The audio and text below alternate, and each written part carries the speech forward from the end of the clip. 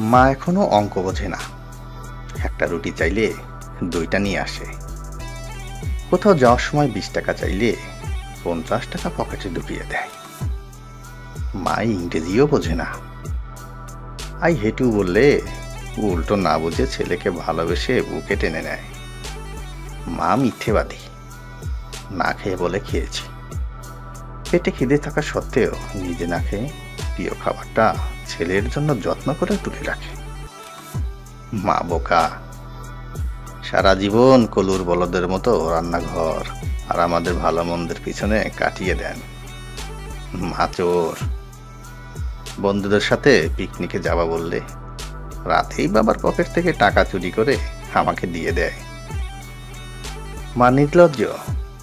মাকে কতবার বলি আমার জিনিসে যেন হাত না দেয়, তবুও মা নির্লজ্জের মতো আমার এলোমেলো পড়ে থাকা জিনিসগুলো নিজের হাতে গুছিয়ে রাখে। মা বেহায়া। আমি কথা না বললে জোর করে এসে বেহায়ার মতো গায়ে পড়ে কথা বলে। রাতে ঘুমের ঘরে আমাকে দরজা দিয়ে উকি মেরে দেখে যায়। মায়ের কোনো কমন সেন্স নেই। আমার প্লেটে খাবার কম দেখলে কেমন জানি করে। খোকা এত কম খাবার কেন, এই বলে প্লেটটা ভর্তি করে দেয়। এত খাওয়ার পরেও মায়ের চোখে যেন কতদিনের না খাওয়া ছেলে। মা কেয়ারলেস। নিজের কোমরের ব্যথা, পিঠের ব্যথায় ধুপে ধুপে মারা গেলেও কখনো নিজের ঔষধের কথা বলে না। অথচ আমাদের একটা কাশিতে তার দিনটা যেন উলট পালট হয়ে যায়। ডাক্তার, হাকিম, বৈদ্য সব এক করে বসে। মা আনস্মার্ট। সঞ্জীবের মায়ের মতো করে মা দামি শাড়ি পরতে পারে না। ভ্যানিটি ব্যাগ ঝুলিয়ে স্মার্টফোন হাতে নিয়ে ঘুরতেও যায় না।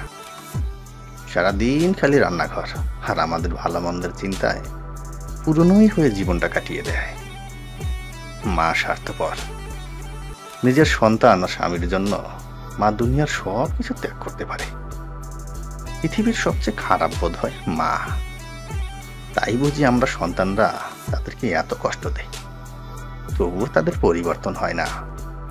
প্রতিদিন এসব আচরণগুলো বারবার তারা করে। একটু বড় হয়ে গেলেই আমরা তাদেরকে বৃদ্ধাশ্রমে বা জীবন থেকে দূরে রাখি।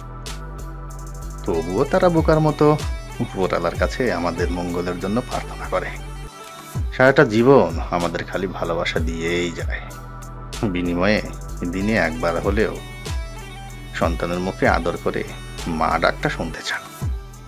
তারা কত নির্বোধ, তাই না?